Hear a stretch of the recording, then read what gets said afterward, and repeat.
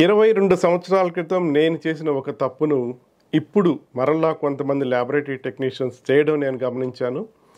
నేను చేసినటువంటి తప్పును డాక్టర్ టిమ్ ఫ్లైజెల్ మహిడాల్ యూనివర్సిటీ థాయిలాండ్లో ఉన్నటువంటి ఒక ప్రొఫెసర్, ఆయన ఎక్సలెంట్ పెథాలజిస్ట్, ఆయన నా తప్పును కరెక్ట్ చేశారు. సో అదేంటంటే ఈ హెప్టోపాంక్రియాస్ వెట్ మౌంట్ రొయ్యలను హెప్టోపాంక్రియాస్ తీసుకొని పిల్లలు కావచ్చు పెద్దవి కావచ్చు వాటిని మనం మైక్రోస్కోప్ స్లైడ్ మీద పెట్టి డైరెక్ట్గా కవర్ స్లిప్ వేసి దాన్ని మైక్రోస్కోప్లో అబ్జర్వ్ చేయడాన్ని వెట్ మౌంట్ అంటారు. ఈ వెట్ మౌంట్ గమనించేటప్పుడు మనకి ఈ వీడియోలో చూస్తున్న విధంగా కొన్ని కణాలు కదులుతూ కనిపిస్తాయి. వీటిని అప్పట్లో నేను బ్యాక్టీరియా అనుకున్నాను. ఇవి రౌండ్ షేప్లో ఉన్నాయి కాబట్టి కోకై బ్యాక్టీరియా అనుకున్నాను.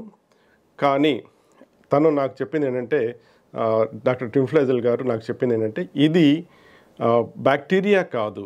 ఫిజిక్స్లో ఒక కాన్సెప్ట్ ఉంటుంది బ్రౌనియన్ మూమెంట్ అని. బ్రౌనియన్ మూమెంట్ అంటే చార్జ్డ్ పార్టికల్స్ అంటారు. ఈ చార్జ్డ్ పార్టికల్స్ ఆసిలేట్ అవుతూ ఉంటాయి. అది అక్కడక్కడే తిరుగుతుంది కానీ ఎక్కడికి వెళ్ళదు.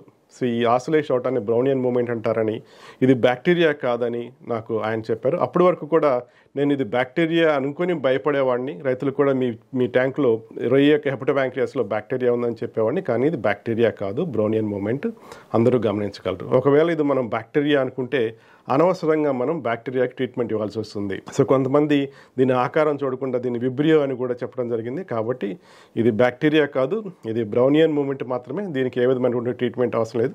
ఇంకా స్పెసిఫిక్గా చెప్పాలంటే రొయ్య హెప్టోపాంక్రియాస్లో కొన్ని ఈ హెప్టోపాంక్రియాస్ ఎపిథీలియం చుట్టూ క్రోమటోఫోర్స్ ఉంటాయి. ఈ క్రోమటోఫోర్స్లో రెడ్ కలర్ క్రోమటోఫోర్స్ ఉన్నప్పుడు మాత్రమే ఈ చార్జ్డ్ పార్టికల్స్ కనిపిస్తాయి. బ్లూ కలర్ క్రోమటోఫోర్స్ ఉన్నప్పుడు ఈ చార్జ్డ్ పార్టికల్స్ కనిపించవు.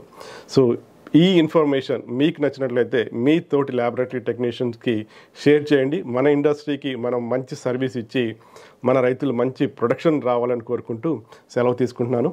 All the best.